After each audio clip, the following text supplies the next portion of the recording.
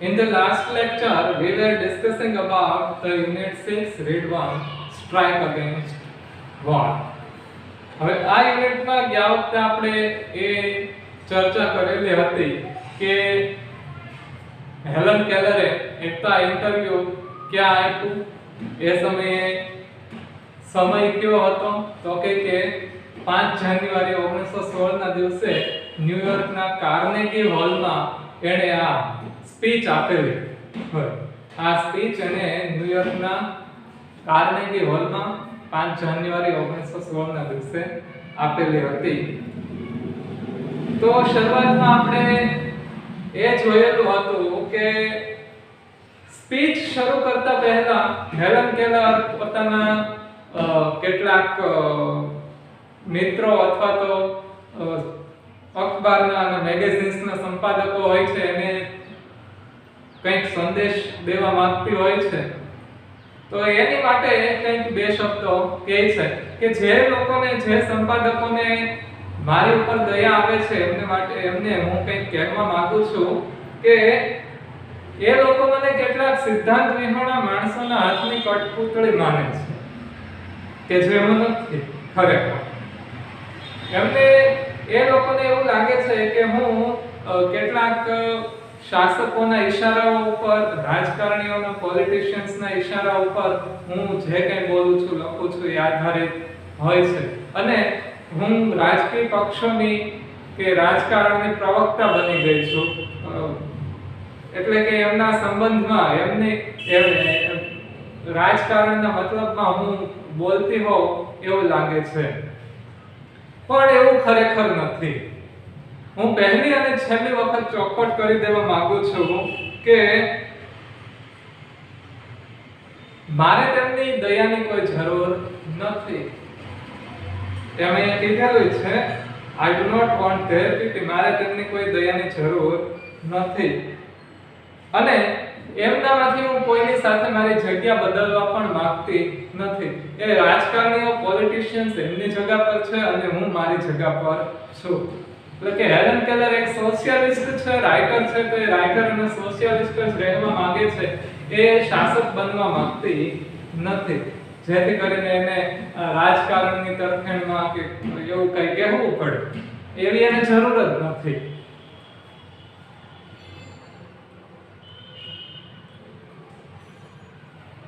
બાદમાં એમ પણ કહે છે કે માહિતી માટેના મારા જે સ્ત્રોત જેટલા પ્રમાણભૂત છે, બીજાના જેટલા સ્ત્રોત પ્રમાણભૂત હોય છે એટલા જ મારા સ્ત્રોત પણ પ્રમાણભૂત છે. બીજાને જે રીતે પ્રમાણભૂત માહિતી મળતી હોય એમ મારી પાસે માહિતી જે કંઈ આવે છે, ખબરો જે કંઈ આવે છે એ બધી પ્રમાણભૂત જ છે. હું કોઈ ખોટી ખબરોના આધારે કોઈ બયાન આપતી નથી, કોઈ વાત કહેતી નથી, કંઈ લખતી નથી. હું બધું જે સાચું છે એ જ કહું છું અને સાચું જ લખું છું. વિશ્વની, દેશની જે કંઈ પરિસ્થિતિ છે એ જે સાચી પરિસ્થિતિ છે, જે રીતની સિચ્યુએશન છે એ જ પ્રમાણે હું લખું છું અને લોકોને કહું છું. એમાં કંઈ ભેળસેળ નથી.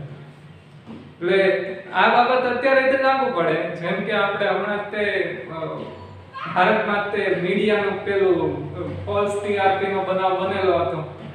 તો એ આ બાબતને મળતું આવે કે અખબારો અને મીડિયા છે, બધા નહીં પણ અમુક ચેનલો છે, અમુક અખબારો છે, એ હવે આ રીતનું કરતા થઈ ગયા છે કે પોતાની પબ્લિસિટી વધારવા માટે આવી ખોટી ખબરો છાપે, અફવાઓ ફેલાવે, ખબરને મેનિપ્યુલેટ કરીને, ચેન્જ કરીને દેખાડે. તો હેલન કેલર અહીંયા કહે છે આવું એ વખતે પણ થતું હતું ને અત્યારે પણ થાય છે. અમેરિકામાં થતું હતું ને બધે સાર્વત્રિક ઘટના છે આ. તો હેલન કેલર આ માટે કહે છે કે મારી પાસે જે માહિતીના સ્ત્રોત છે એટલા જ પ્રમાણભૂત છે જેટલા બીજા અન્ય લોકો પાસે હોય છે. અને મારી પાસે પણ વિદેશથી આવતા, જેમ કે ઇંગ્લેન્ડ, જર્મની, ફ્રાન્સ, ઓસ્ટ્રિયાથી આવતા અખબારો અને મેગેઝિન્સ છે જે હું મારી રીતે વાંચી શકું છું અને સમજી શકું છું. મારે બીજી કોઈ વધારાની ખબરો ઉપર કે કોઈ જુદી જગ્યાએથી મળતી ખબરો ઉપર આધાર રાખવાની જરૂર નથી. મારી પાસે જે ખબરો આવે છે, જે સોર્સિસ છે એ બધા ઓથેન્ટિક છે. અને ત્યાં આપણે અટકેલા હતા. હવે પેજ નંબર 61 ઉપર હતે પહેલી કોલમમાં જ જર્મનીની નીચેની લાઈન થઈ, not all the editors I have met can do that. જે એડિટર્સ ને જે સંપાદકોને હું મળી છું એ બધા જ આવું કરી શકતા નથી, કારણ કે બધાને કાંઈ વિદેશી લેંગ્વેજ આવડતી હોય એવી જરૂરી નથી.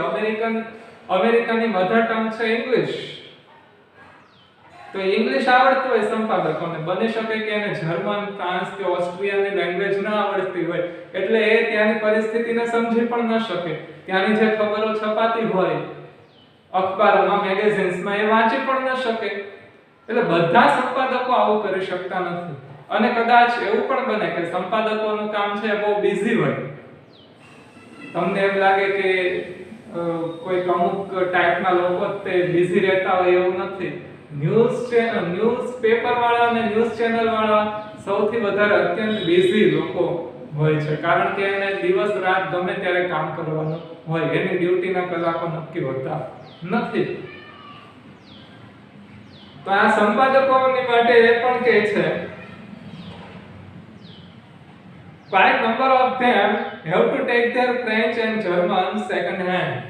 એટલે બધાએ સમજી શકતા ન હોય, બધાની પાસે એવો ટાઈમ પણ હોતો નથી કોઈ વિદેશી લેંગ્વેજ એ સમયગાળા દરમિયાન શીખી શકે. એટલા માટે quite a number of them have to take French and German second hand. એમાંથી મોટા ભાગના સંપાદકોને ફ્રેન્ચ અને જર્મન લેંગ્વેજ એ સેકન્ડ લેંગ્વેજ તરીકે એમની હથોટી હોય છે એમની ઉપર, એટલે કે વધારે પડતું સમજી શકતા નથી. જેમ તમારે સેકન્ડ લેંગ્વેજ ઇંગ્લિશ છે, તો ઇંગ્લિશ એકાય તમે ફ્લુએન્ટલી બોલી નથી શકતા, જે કાંઈ તમે સાંભળો છો એ વધારે પડતું સમજી નથી શકતા, અને વાંચો છો એમાંથી પણ તમને એટલું બધું સમજાતું નથી. તો એ જ રીતે જર્મન અને ફ્રેન્ચ લેંગ્વેજ એ ઇંગ્લિશ સંપાદકો માટે સેકન્ડ લેંગ્વેજ તરીકે કામ કરે છે, એટલે એમને ન સમજાઈ શકે એ સ્વાભાવિક છે. અને અહીંયા આપણે એ વાત જાણવાની રહી કે હેલન કેલર એ અંધ વ્યક્તિ હતી, બરોબર છે, અને છતાંય તે ઇંગ્લિશ તો જાણતી જ, મધર ટંગ ઇંગ્લિશ તો જાણતી જ, એ સિવાયની પણ આ 3-4 જુદી જુદી લેંગ્વેજ યુરોપિયન કન્ટ્રીઝની એ જાણતી. તો આપણે એનું લેવલ કેટલું હતું, એ કેટલી નોલેજેબલ પર્સનાલિટી હતી, એ આની ઉપરથી આપણે અંદાજ લગાવી શકીએ. નો, I will not depreciate the editors. Depreciate એટલે કે વખોડવું. હું આ સંપાદકોને વખોડતી નથી, એમના અવગુણ નથી કહેતી, કે એમની ટીકા નિંદા નથી કરતી ખુલ્લામાં, અને એ મારો હેતુ પણ નથી. અહીંયા હેલન કેલર એ વાતની સ્પષ્ટતા કરી દે છે કે અખબારના કે મેગેઝિન્સના સંપાદકોની અવહેલના કરવી, એમનું અપમાન કરવું કે પછી એમની નિંદા કરવી, that's not my topic and that's not I want to do. હું તે કરવા પણ માંગતી નથી. They are an overworked, misunderstood class. એ વર્ગ એવો છે કે જેમના વિશે ખૂબ વધારે પડતી મિસઅન્ડરસ્ટેન્ડિંગ ઊભી થયેલી છે. એમને એટલે કે એ વર્ગ સંપાદકોનો, અખબારના સંપાદકોનો વર્ગ એવો છે કે જેમની વિશે બહુ વધારે પડતી ગેરસમજ આપણે પાળતા હોઈએ છીએ કે અખબારમાં તો શું હોય છે, આપણને મોટા ભાગે સવારે અખબાર આવે ને સાંજ પડે તે રદ્દી થઈ જાય, તો આપણને એમ લાગે અખબારમાં તો શું હોય, રોજ નવા આવે ને રોજે રોજ ક્યાંક ને ક્યાંકથી ગોતીને લાવવાના. પણ એ કામ ખૂબ જ અઘરું હોય છે. ખબરને પ્રમાણિત કરવી, એ ખબર પાછી છાપવી અને કઈ રીતે છાપવી, એ બધું સંપાદકોને જોવાનું હોય છે. એટલે સમાજના વર્ગમાં, સમાજ આખામાં સંપાદકો વિશે ઘણી બધી ગેરસમજો પ્રવર્તતી હોય છે. અને એ સિવાય બીજું શું કીધેલું છે, they are an overworked class. હવે એ ક્લાસ છે, સંપાદકોનો આખો ક્લાસ છે, વર્ગ છે, એ ઓવરવર્કડ છે. એટલે કે એમને ખૂબ કામ કરવું પડતું હોય છે. અખબારમાં જે લોકો કામ કરતા હોય એમને ખબર હોય છે. અખબાર નાખવા વાળાની હું વાત નથી કરતો, પણ અખબારની સાથે એમાં જે લખતા હોય છે, ખબરો લાવતા હોય છે અને એ ખબરોને પ્રમાણિત કરીને જે છાપતા હોય છે, એને ખબર હોય છે કે આ કામ કેટલું બધું ચીવટ માંગી લઈ અને કેટલું બધું જવાબદારીપૂર્વકનું આ કામ છે. એટલે કે આ જે સંપાદકો છે એ ઓવરવર્ક, વધારે પડતા કામના બોજની નીચે દબાયેલો વર્ગ છે. એમના કામમાંથી એને એટલું બધું કામ હોય છે કે એ પોતાના કામમાંથી ઊંચા આવે તો પછી બીજું કંઈ સમજી શકે ને, તો પછી બીજી કોઈ ભાષા શીખે અથવા તો બીજા કોઈ પણ કન્ટ્રીઝ વિશે પોતાના મતો આપી શકે. તો એ પ્રકારનો આ ક્લાસ છે. એટલે સ્વાભાવિક છે અને મારી પ્રત્યેની ગેરસમજણ હોય એટલે હું એમની નિંદા કરવા ઈચ્છતી નથી. Let them remember though that if I cannot see the fire at the end of their cigarettes, neither can they thread a needle in the dark. તેમને યાદ કરાવવા દો કે, અને છતાંય એમને યાદ કરાવવા દો, ધોનો ઉપયોગ કરેલો છે એડવર્બ ક્લોઝ ઓફ કોન્ટ્રાસ્ટ. આપણે શોઇંગ કોન્ટ્રાસ્ટમાં એ 11માં ભણી ગયા હતા, એનો ઉપયોગ કરેલો છે કે અને છતાંય મને એને યાદ કરાવવા દો, એમને યાદ કરાવવા દો કે હું તેમની સિગરેટના છેડે લાગેલી આગ ન જોઈ શકતી હોય, એટલે કે એમની સિગરેટને સળગતી ન જોઈ શકતી હો તો પછી એ પણ અંધારામાં દોરો પરોવી શકતા નથી સોયમાં. એ લોકો પણ સોયમાં અંધારામાં દોરો પરોવી શકતા નથી. એટલે કે હેલન કેલર અંધ છે એનો મતલબ એમ નહીં કે એને કઈ ખબર જ નથી પડતી. એમની વિશે આ તંત્રીઓની, સંપાદકોની જે ગેરસમજ છે એમને દૂર કરવા માટે આ વાક્ય એ કહે છે કે હું અંધ છું. એનો મતલબ એમ નહીં કે મને કઈ સમાજની ખબર નથી, કે સમાજમાં કે વિશ્વમાં શું બની રહ્યું છે એની ખબર નથી, અને હું કોઈ બિન સિદ્ધાંતવાદી કે કોઈ રાજકારણીઓના પક્ષનો હિસ્સો બની જાઉં અને એમની પ્રવક્તા બની જાઉં, એની ફેવર હું કરવા લાગુ, એવું નથી. મને પણ સમાજની એટલી જ ખબર છે જેટલી એમને ખબર છે. જો હું એમની સિગરેટના છેડે લાગેલા કણખાને ન જોઈ શકતી હોય તો એ પણ અંધારામાં દોરો પરોવી શકતા નથી. એટલે કે જો મારી કેટલીક નબળાઈઓ હોય તો એમની પણ કેટલીક નબળાઈઓ હોય, જે વિશે બધાએ ધ્યાનમાં રાખવું છે. બધાએ વ્યક્તિઓની કંઈક ને કંઈક નબળાઈ હોય છે, પૂર્ણ કોઈ નથી હોતું. એ અહીંયા કીધેલું છે. All I ask, gentlemen, is a fair field and no favor. Gentlemen, સગૃહસ્થો, નાગરિકો, લોકો, હું જે કંઈ પણ ઈચ્છું છું, લોકોને હવે સંબોધન કરવાનું શરૂ કરે છે. હવે જે આ સ્પીચ છે એને પોતાના પોઈન્ટ ઓફ વ્યૂ ઉપર, પોતાને જે કહેવું છે એની ઉપર લાવે છે. હવે આ સેન્ટેન્સ થી હેલન કેલરે પોતાની વાતનો, પોતાને જે કહેવું છે એ પોઈન્ટ પકડેલો છે. All I ask, gentlemen, is a fair field and no favor. સદગૃહસ્થો, લોકો, સજ્જનો, જેન્ટલમેન એટલે કે સજ્જનો, નાગરિકો, લોકો, હે સજ્જનો, હે લોકો, મારે જે કંઈ પણ જોતું છે, મારી જે કંઈ પણ માંગણી છે એ છે ફેર ફિલ્ડ એન્ડ નો ફેવર. એટલે કે એક સ્વતંત્ર, શુદ્ધ સ્વરાજ અને નો ફેવર, કે જેમાં કોઈ પણ જાતની ફેવરિઝમ, જે હમણાં આપણે નેપોટિઝમ નો એ બધો મુદ્દો થઈ ગયો હતો ને, કે પરિવારવાદ ને પછી એમાં ભાઈચારા, એમાં કોઈ પણ જાતની ફેવર ન હોવી જોઈએ. એક સુસ્પષ્ટ રાજ્ય ઈચ્છું છું, સુરાજ ઈચ્છું છું, સુશાસન. આપણે નરેન્દ્ર મોદી આ બાબતે આ શબ્દને સુશાસન કહે છે, સુરાજ્ય કહે છે. એટલે આપણે એ પોઈન્ટ થી વધારે આપણે સમજી શકીએ કે હેલન કેલર જેની માંગણી કરે છે એ શેની માંગણી કરે છે? સુરાજ્યની અને સુશાસનની માંગણી કરે છે, કે જેમાં કોઈ પણ જાતનું ફેવરિટિઝમ હોય નહીં. કોઈ પણ જાણીતા વ્યક્તિને વધારે તક આપવી, એમને વધારે ફાયદો આપવો, કે પછી જે લોકો છે દબાયેલા કચડાયેલા છે એમનું શોષણ કરવું, એમની ઉપર અત્યાચાર કરવો, એવા રાજ્યની મારી માંગણી નથી. હેલન કેલરની જે માંગણી છે એ એકદમ ન્યાયવાળો, સારો અને વિકસિત સમાજની માંગણી છે, સરકાર પાસે અને લોકો પાસે પણ.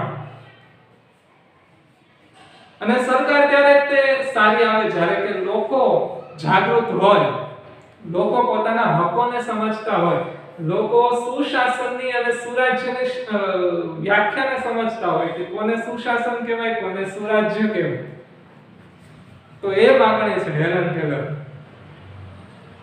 I have entered the fight against preparedness and against the economic system under which we live. Preparedness ને એ રીતે સમજવાનો પ્રયત્ન કરવાનો છે, હું સમજાવું છું. I have entered the fight against preparedness. હું પહેલેથી જે ચાલી આવતી વ્યવસ્થા છે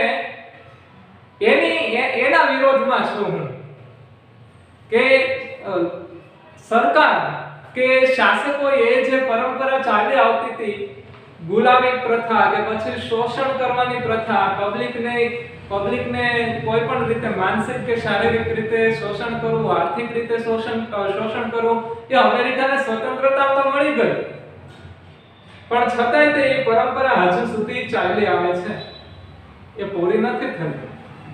તો એ પ્રિપેર્ડનેસની સામે મારો વિરોધ છે. અને against the economic system under we live. Economic system એટલે કે આર્થિક યોજના, આર્થિક માળખું.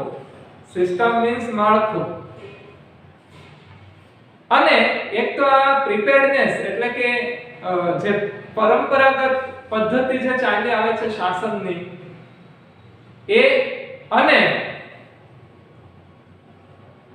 જે કોઈ અર્થવ્યવસ્થાની અંદર, અર્થવ્યવસ્થાના માળખાની નીચે અત્યારે આપણે જે જીવીએ છીએ એની વિરુદ્ધમાં હું છું. જેમ કે કઈ રીતે, તો કે જે સમાજમાં એ અમેરિકા આપણને અત્યારે જેટલું ડેવલપ જોવા મળે છે એટલું હેલન કેલરના સમયમાં ડેવલપ થતું નથી. અમેરિકાને ડેવલપ કરવામાં જે કોઈ મહત્વના લોકોનો ફાળો છે એમાંની એક હેલન કેલર પણ છે. એટલે કે અમુક જે સારા એ વખતે જે નેતાઓ થયા કે લોકોની જાગૃતિને લીધે પણ જે કંઈ પરિવર્તન આવ્યું, પછી આ સોશિયાલિસ્ટ હતા હેલન કેલર જેવા, તો એમને લીધે જે કંઈ પરિવર્તન આવ્યા છે એને લીધે અત્યારે આપણે અમેરિકાનું એક ડેવલપ્ડ માળખું જોઈ શકીએ છીએ, જે પહેલા એ સમયે હતું નહીં. એ સમયે એની પણ સ્થિતિ ભારતની જેમ અત્યારે જેમ અર્થવ્યવસ્થા વિકાસશીલ દેશોની છે, ક્યારેક ઊંચી હોય ક્યારેક નીચી હોય, એ રીતની અર્થવ્યવસ્થા અને નાણાંનું એટલું બધું નિયમન નહોતું.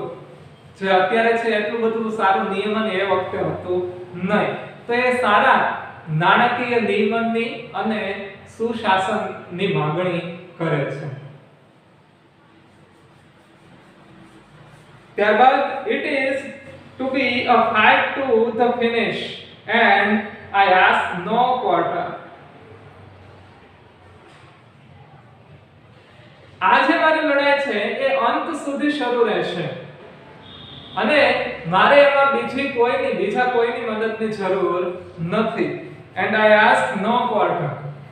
મારે એમાં કોઈ પણ પ્રકારની સહાયતાની જરૂર નથી.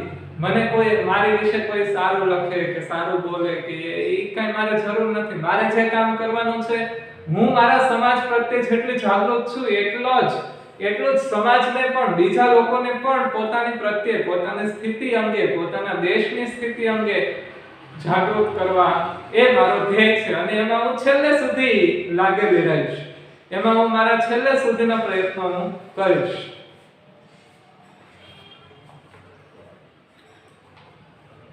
All the machinery of the system has been set in motion.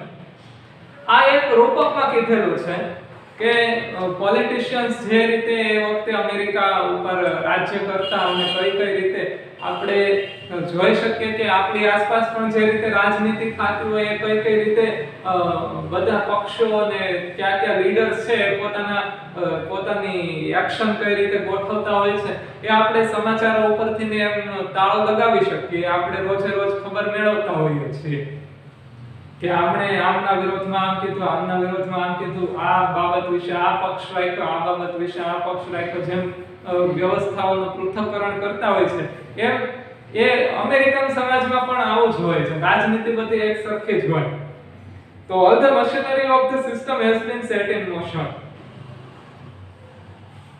Machinery સમાજનું આખું જે સમાજને આખા મશીન તરીકે એને ઓળખાવેલો છે, કારણ કે સમાજ પણ ચાલે છે ને. દર વખતે સમાજ છે દરરોજ પ્રગતિ કરતો હોય છે, કાં તો બેકવર્ડ કરે, એટલે કાં તો આગળ વધે ને કાં તો પાછળ જાય, પ્રગતિ થાય ને કાં તો દુર્ગતિ થાય, બેમાંથી એક થાય. એટલે કે એ ઊભો નથી રહેતો સમાજ, એ સતત ને સતત ગતિ કરતો હોય છે આગળ કે પાછળ. તો આખું સમાજની જે મશીનરી છે, સમાજનો મશીન રૂપી માળખું છે એ ગોઠવાઈ ગયું છે.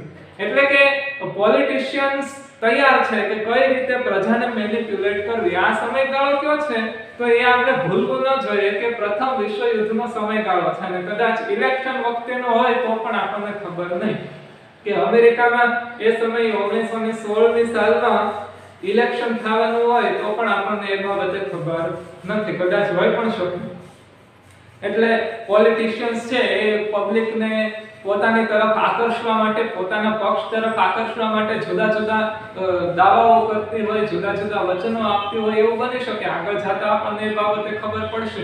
અથવા તો શાસક વર્ગ છે એ વિશ્વયુદ્ધના સમયમાં પબ્લિકની પાસેથી કઈ રીતના ઇકોનોમી પોતાના હસ્તગત લેવી, પબ્લિકને કઈ રીતના ઓછું વળતર આપવું અને રાજી રાખવી, એ બાબતે પણ વિચારતા હોય તો એ હમણાં આપણને ખબર પડશે. તો અહીંયા કહેવાય માંગે છે કે પબ્લિકની સાથે જે કંઈ પણ રમત રમાવાની છે એનું આખું માળખું તૈયાર થઈ ચૂક્યું છે. Above the complement and din of the protest, din એટલે કે અવાજ, voice. Above the complaint and din of the protest from the workers is heard the voice of authority. Above the complaint and din of the protest from the workers is heard the voice of authority. કામદારોના અવાજની ઉપર, કામદારોના વિરોધના અવાજની ઉપર, વિરોધના સ્વરની ઉપર ઓથોરિટીનો એટલે કે ગવર્નમેન્ટનો, શાસક વર્ગનો એક અવાજ સંભળાય છે. એટલે કે એક બાજુ કામદારોની હડતાલ પડેલી છે, કામદારોએ પોતાની વાત રાખવા માટે, સરકાર સામે વાત રાખવા માટે પોતે હડતાલ પાડેલી છે, પોતે જે તે વ્યવસ્થાનો, જે તે ઇકોનોમિક સિસ્ટમનો, અમેરિકન અર્થવ્યવસ્થાનો વિરોધ કરે છે. અને એ સામે એ વિરોધની ઉપરવટ જઈને સત્તાધીશોનો અવાજ સંભળાય છે. એટલે સત્તાધીશો છે આ લોકોના આંદોલનને, કામદારોના, મજૂરોના આંદોલનને બેસાડવા માટે, શાંત કરવાનું ઈચ્છે છે. શાસક વર્ગની ઈચ્છા એ છે કે કામદારો પોતાનો વિરોધ છોડીને ગવર્નમેન્ટ કે ઇન્ડસ્ટ્રીયલ ટાઇકૂન્સ જે નિર્ણય લે એમાં સહમત થઈ જાય, પોતાનું વેતન ઘટાડવા માટે સહમત થઈ જાય. અને જ્યારે લોકોની આર્થિક સ્થિતિ બગડી ગઈ છે એ વખતે અમેરિકામાં પણ એ સમય એટલું વિકસિત હતું ને, જેથી કરીને લોકોએ પોતાની વ્યવસ્થા, પોતાનું ઘર સારી રીતે ચાલી શકે એટલા માટે લોકોએ અવાજ ઉઠાવેલો છે. તો એ અવાજને દબાવવા માટે થઈને શાસકોએ પબ્લિકને ભરમાવાનું શરૂ કરેલું છે. હવે કઈ રીતે ભરમાવે છે એ હવે આપણે આવતા લેક્ચરમાં જોઈશું. જે અવતરણ ચિહ્નમાં જે વાક્ય છે ત્યાંથી આપણે આવતી વખતે શરૂ કરીશું કે શાસકો શું કહે છે. પબ્લિક તો વિરોધ કરે છે પણ શાસકો શું કહે છે. તો અહીંયા સુધી આજે આપણે રાખીએ છીએ